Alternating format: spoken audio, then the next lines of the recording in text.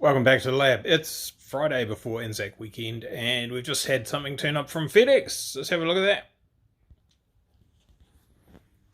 Box from some people containing some things. So I've already done this one. Of course, the first thing that we do when something turns up at the lab is put it in the lathe and modify it. So these are these fancy non-plunging CV joints I talked about, and they just need a tiny little tweak to fit the grease cap, I guess I'll call it. Sorry about the sun on there. Is that better? That's better, eh? So these are the only joints that I've found that are non-plunging, that are the same size and everything, that'll go into the correct spot. They're hideously expensive, but we won't talk about that. That one's done. This one's happening right now. That's the one that's in the lathe. And that shaft goes in between that, which is a slip joint. As you can see, well, you can't see, but this slides in and out of here because this is supposed to be a rear-wheel drive gearbox in a ute, right? So you need the shaft to go as the suspension goes. That's a technical term, by the way. And so that one's fixed. That's not fixed. And we had a plunging joint here and a plunging joint there, and the shaft was wandering backwards and forwards, and this was trying to come out of here and push back there, and it wasn't very good. I put a spring inside this end here, I think it was, to try and stop that travelling, and it did sort of work, but I was a bit concerned the spring was going to eventually get too hard or whatever, work hard and snap and then go inside the CV joint and blow my legs off, so that wasn't something that I was happy to leave in there. Let's get this other one done, put that in, put the thing to the test, see if the clutch works. It's in. Ta-da! So I just banged my head on the hoist. Must be time to have a break, I think. That's all good. Run it up, banged it through all the gears. That thing there's working, stops the noisy thing driving the coggy thing. So it's good, appears to work as you would expect. I do think I will need one of those Tilton, it goes right in here actually, in this line, Tilton one-way releasey valvey thingy, so that you can push your pedal down as fast as you like, and the little piston comes out of here real quick. So you smash pedal down, clutch disengages. When you release the clutch pedal, that comes back slowly. Not that slowly, but you know, it's slower, so that the clutch inside there doesn't re-engage with a hell of a big shock and blow all the gears to pieces inside the gearbox. So they're about $300 or something. There's probably something in my little box of things just here. I'm not going to look and see if I can find it while I'm talking to you on the camera, but it's going to be in there. There'll be a check valve in there that I can modify and hopefully make something work, although the fittings will be the wrong sizes and stuff. So maybe I'll give GSS a call and see if I can get something on the way. That's not super urgent, probably should be in there before I use the car, so I don't want to blow this up, although probably shouldn't say anything because it's a little bit too soon, maybe, but I'm kind of hoping there'll be something a bit shinier in there soon, and a bit more cooler and lighter, smaller. Lots of good things, but we'll see how that plays out. Good. Okay, so some panels to go back on. I talked about that before. I've lost the panels. Oh, there they are, leaning against the toolbox, and I've lost the carbon fibre. Oh, there it is in the bubble wrap there. It is a long weekend. Let's see what happens there. So with a typical accommodating Kiwi attitude, I've just rang our man Adrian at Tuning Performance and said, oh, when you put this thing on, and just make sure it's not doing stupid things like it did when we went to Taupo, and no, there's nothing on dyno at the moment, just bring it down. 2:20 on a Friday afternoon. Let's go and put it on dyno. Right, a little bit late in the day, but we're on there, ready to go. We'll start seeing what it does.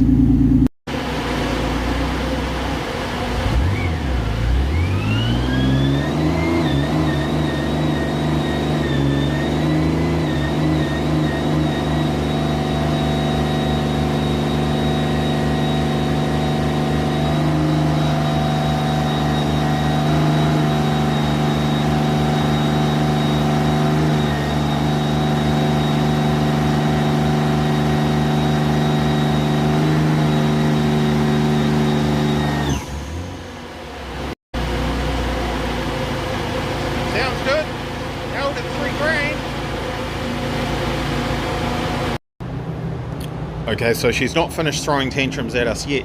We had it running for a bit. It was idling while he was fiddling around with some settings and just turned off. No warning, and then it wouldn't go. Like it had a flat battery, but it was showing 12 volts, but it wouldn't go. And I reckon what's happened was we had that issue down at Taupo. One of these relays, which are awesome because they got fuses built in, they build up carbon on the contacts, and when the contacts close they don't necessarily make contact. So I reckon that's happened when we started it and we were running it. The one that runs the alternator had not made contact, wasn't on, the alternator light doesn't come on, battery drains flat, ECU goes, oh I've only got 8 volts, turns off. So then the battery has a bit of time to recover and it sees 12 volts, you know, in the system, in the computer when you turn it on. As soon as you hit the start button, nothing. There's only a very small battery in this. It is a house alarm battery, backup system battery thingy. It's not a proper race car battery. It doesn't have much of a capacity. It's up there. Probably should spend the money and get a bigger battery for it. Might look into that. In the meantime, it's good now. It starts, runs, charges, everything's going good. We've got a battery here for a backup. We can put that on there if we need it, and we can keep going. So that's that.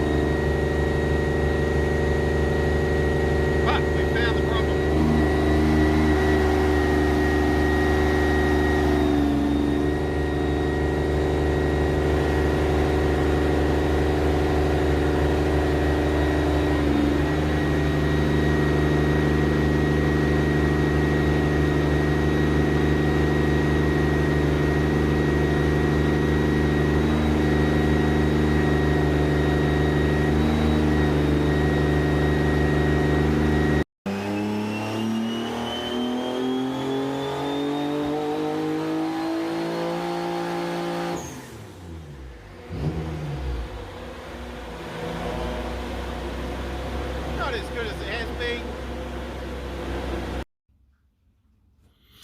Right, so Saturday, we're back home. In the garage, obviously, you'll recognise the door there. So, could have been a better day on the dyno. It wasn't terrible. It was a bit of a pain in the brain. As I mentioned, those relays, they can cause some problems. I do want to get rid of them and put a PDM in the car, so everything's all solid state and you don't have issues with contacts and terminals and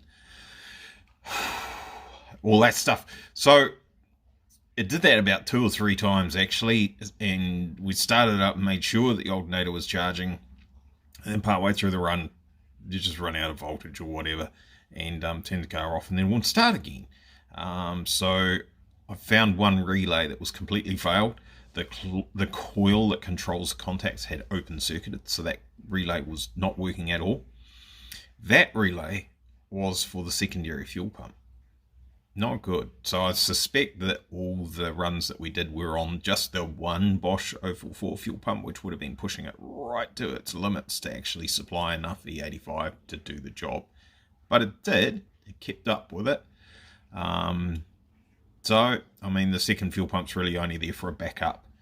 And it's accidentally proven that, yeah, that's okay. You can get away with it on one if the other fails. But I wouldn't recommend just running one all the time. That's not going to be safe, right? So, another thing that went on, I'll show you. Hang on.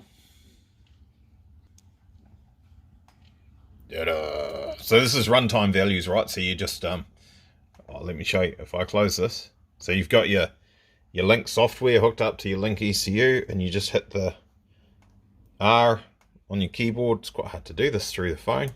Bang, boom, there's runtime values, and you can go through a whole list of all sorts of things that are going on here, ignition, auxiliary, and all that sort of carry on. So at the moment I'm just looking at analog because that's where the issue is. So this one here, general purpose temperature, that's our turbo outlet temperature.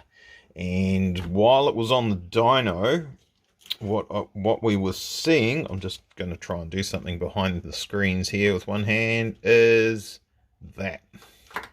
So it was saying 80 degrees constantly, because that's the default value, right? And it also has that. So that's saying that that sensor has something crazy going on with it. And what it was just a broken wire. Because that sensor is a, I've lost the plug now. I've unplugged it and lost it. There it goes. Found it again. And I'll plug that back in. And our fault code will go away. There we go. And temperature goes back to that sensor that's in the back of the car. Am I going to get up and show you? Oh, yeah. Let's do that. Hang on. That was on there when the clamp let go on the intercooler. And the intercooler blew back this way and pulled the plug off the end of the sensor. So this is a link sensor. This is the genuine one, as they're supposed to be, with their plug on there, with the plug built into the sensor and everything. And so that one got smashed off, but there was still the terminals hanging outside of it. And I was like, well, I can rectify that and use it as a something not important sensor. So that's what I've done there, right? So I've soldered onto the terminals actually inside there, and I've epoxied it in there this time, which should actually prevent it doing what it did last time. So it's a good link sensor, but it's been damaged and it's been repaired. And I've put a big long pigtail on it so I can put the plug somewhere else. That's the plug there, right? Instead of having it hanging out here and looking less pretty than what it could be, it's still not pretty, but it's out of the way. So that had failed, so I've rectified that. So unfortunately all our logs from that dyno run don't show the boost air temp, but let's have a look at, oh, it's going to be hard to open this computer with one hand. I'm struggling. People are laughing. You should be laughing. There we go. Yeah, it's fixed. Right, so let's have a look at our logs from when we were tuning it. We'll go into here. We'll go into logging. We'll go open log file. Let's adjust the camera so you can actually see this. And then we'll go, it's that one. I know it's that one because I put it in there this morning. Now we have to swap this one across to logging as well. Yeah, we got our runtime values are right in our face. So let's get rid of that. Here we go. That's everything we did. Quite a lot of logging in there. Let's compress that down so we can see the runs a little bit easier. Just do that and you scroll across like that. Give them a reasonable amount of time. That'll do. Let's scroll across and see some of the later ones we did.